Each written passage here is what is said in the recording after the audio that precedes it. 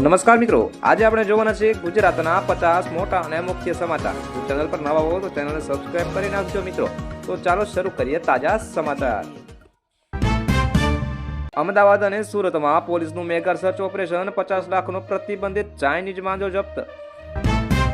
ઉત્તરાયણ લઈ અમદાવાદના તમામ મુખ્ય ફ્લાયઓવર બ્રિજ 14 અને 15 જાન્યુઆરીએ 2 વ્હીલર બંધ રહેશે. કાચા માલના ભાવ વધતા પતંગ અને દોરીના ભાવમાં 20% વધારો. પતંગ રસિયાઓનું બજેટ ખોરવાયું.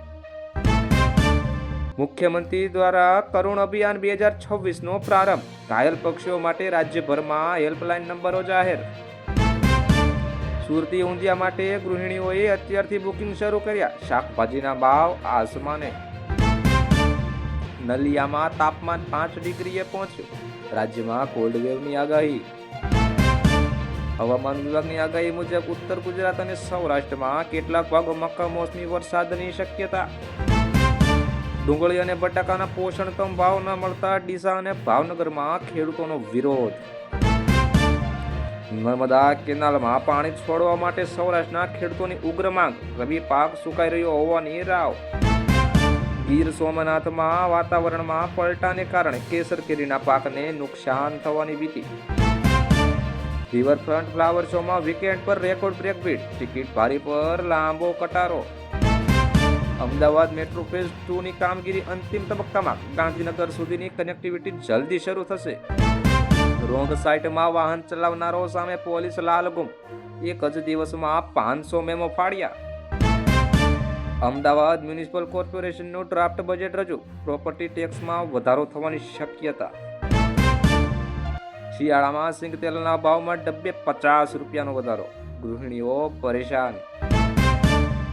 વૈશ્વિક મંદીને કારણે સુરતના હીરા ઉદ્યોગમાં વેકેશન લંબાવાયું. રત્ન કલાકારો ચિંતિત. સુરતમાં BRTS રૂટમાં ઘૂસી ગયેલા બાઇક ચાલકને દંડ. CCTV footage viral. તાપી નદીના શુદ્ધિકરણ માટે કેન્દ્ર સરકારે 100 કરોડની ગ્રાન્ટ ફાળવી. વલસાડ રેલવે સ્ટેશનના ડેવલપમેન્ટનું કામ પૂરજોશમાં. મુસાફરોને અદ્યતન સુવિધા મળશે. પોંગલ અને લગ્નસરાને લઈ સુરત ટેક્સટાઇલ માર્કેટમાં સાડીઓની જબરદસ્ત ડિમાન્ડ. સોમનાથ મંદિરે દર્શનાર્થીઓ માટે નવી ડિજિટલ પાસ સિસ્ટમ લાગુ કરાશે. ગીરના જંગલની બહાર રેવન્યુ વિસ્તારમાં સિંહોના આંટાફેરા વધ્યા. ગ્રામજનોમાં ભય. રાજકોટમાં રખડતા ઢોરનો ત્રાસ યથાવત. મનપા સામે લોકોનો આક્રોશ. ઓખા બેટ દ્વારકા વચ્ચે ચાલતી ફેરી બોટ સર્વિસના ભાવમાં વધારો. યાત્રિકો નારાજ થયા છે. કચ્છના સફેદ રણમાં પ્રવાસીઓનું ઘોડાપુર. Tent city house full. સાડી ઉદ્યોગના કેમિકલયુક્ત પાણીથી ભાદર નદી પ્રદૂષિત.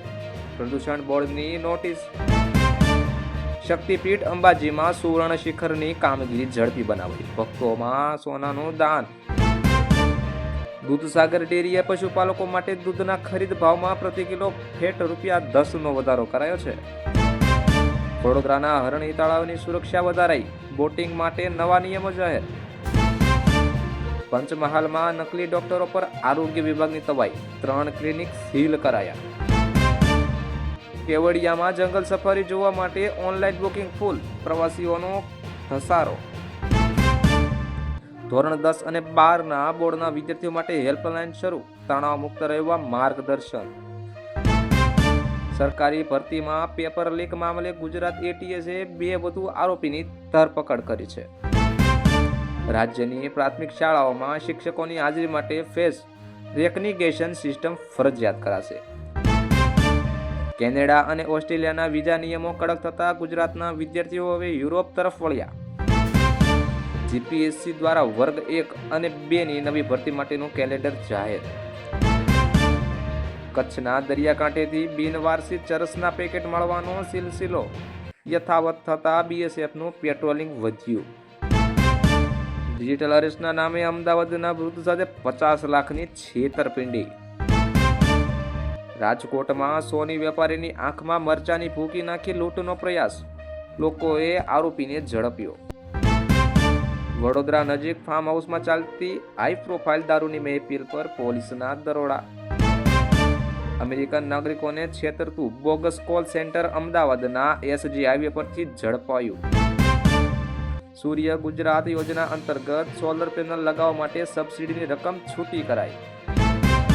રાજ્યમાં ઓરી અને અછબડાના કેસોમાં આંશિક વધારો, લોકોને રસી અપાવવા અપીલ.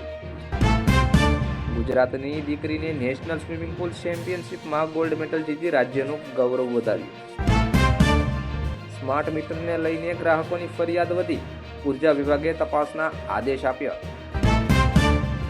બોગસ બિલિંગ કૌભાંડમાં ભાવનગર અને સુરતની 25 પેઢીઓ પર જીએસટીના દરોડા. જાહેર રસ્તાઓ પર દબાણ મુદ્દે ગુજરાત હાઈકોર્ટે મ્યુનિસિપલ કમિશનરોનો ઉઘડો લીધો. ગાંધીનગરમાં ભાજપ પ્રદેશ કાર્યાલયે મહત્વની બેઠક, આગામી સ્થાનિક સ્વરાજ્યની ચૂંટણી અંગે ચર્ચા. રાજકોટ અમદાવાદ 6 લેન હાઈવેનું કામકાજ ધીમી ગતિએ ચાલતા વાહન ચાલકો પરેશાન. પાલીતાણામાં ગેરકાયદેસર બાંધકામ અને દબાણ હટાવવા માટે જૈન સમાજની રેલી.